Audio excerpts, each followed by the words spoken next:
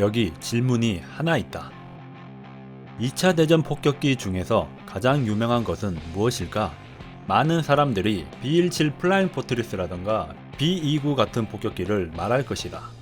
두 폭격기의 활약을 생각하면 틀린 대답은 아니다. 하지만 만약 여러분이 2차 대전 당시 유럽으로 돌아가서 유럽인들에게 같은 질문을 한다면 그 답은 랭커스터 폭격기다. 사실 랭커스터 폭격기는 완전히 새로 제작된 폭격기는 아니었다. 영국 공군의 요청으로 1939년에 제작된 맨체스터 폭격기가 바로 랭커스터 폭격기의 기원이다. 그런데 이 폭격기는 카탈로그 스펙은 좋아도 비행기의 심장인 벌처 엔진이 신뢰도가 바닥을 치는 물건이었다. 그로 인해 맨체스터 폭격기는 훈련 비행 중에도 심심하면 떨어졌고 결국 몇백 대 생산되지도 못하고 단종되었다.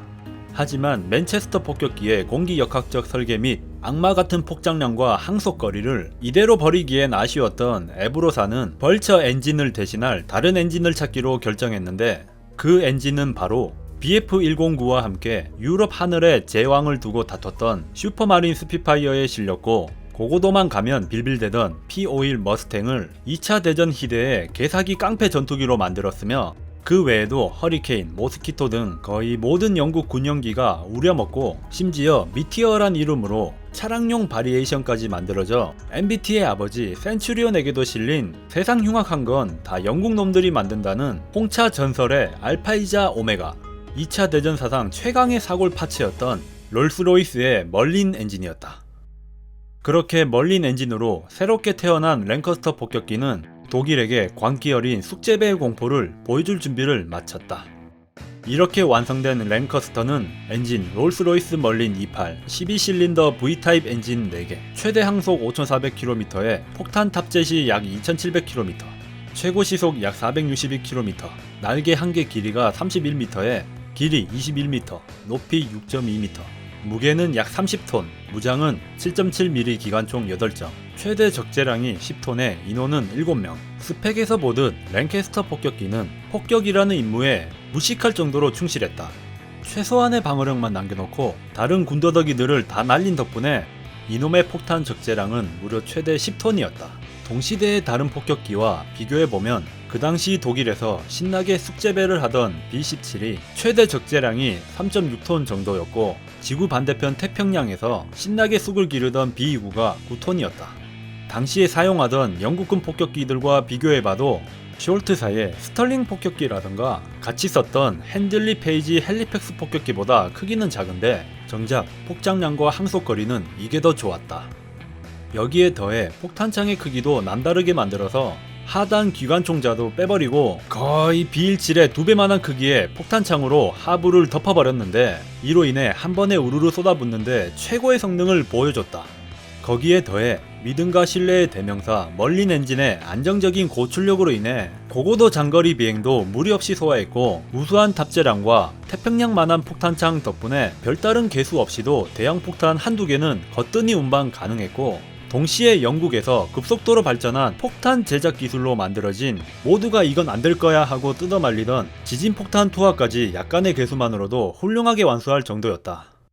물론 이런 명품도 단점이 아예 없는 건 아니었으니 일단 저 10톤이란 무식한 폭탄 적재량을 위해 매우 얇은 장갑으로 만들어졌으며 자체 무장은 딸랑 기관총 8정인데다가 그나마 하부는 달지도 않아서 독일 전투기들은 랭캐스터 폭격기를 상대로 무방비 상태인 하부를 집중 공격하곤 했다.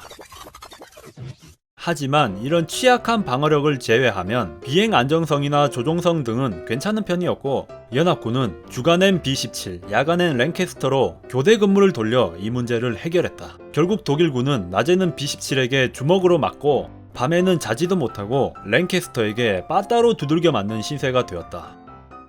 1942년 실전 투입된 랭커스터는 1945년 8월 15일 2차 대전 종전까지 마르고 닳도록 구르며 총 15만 6천의 출격을 하였으며 최종 합산된 투하량은 60만 8천 톤이라는 경이로운 기록을 세웠다.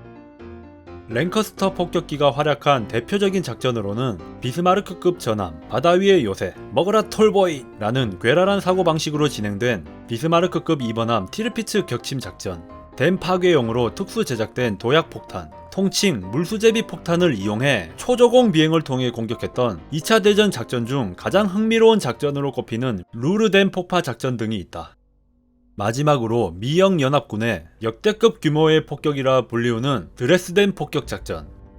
당시 미군은 유럽의 유서 깊은 도시는 가급적 폭격을 피하는 경향을 보였지만 독일의 무차별 폭격에 시달렸던 영국의 경우는 사정이 달랐다. 영국 공군 폭격기 사령부 사령관인 아서 해리스는 독일인들은 누구든지 군복의 착용 여부를 가리지 않고 모두 합법적인 표적이라고 말할 정도였다. 영국 공군은 영국 항공전 및 런던 폭격의 보복으로 군수공장뿐만 아니라 수많은 피난민들이 모여있던 드레스덴에 대규모의 소위탄 폭격을 가했고 수많은 민간인 희생자를 낸 이 비극적인 폭격의 주인공 역시 바로 이 랭커스터 폭격기였다. 반대로 나치 독일 치하에서 아사위기에 놓인 네덜란드 시민들에게 도움을 주기 위해 식량 6,600톤을 긴급 투하한 만나 작전의 주인공도 역시 이 랭커스터 폭격기였다. 그야말로 이 폭격기는 유럽에서의 삶과 죽음을 모두 떨어뜨렸다고 해도 과언이 아니었다.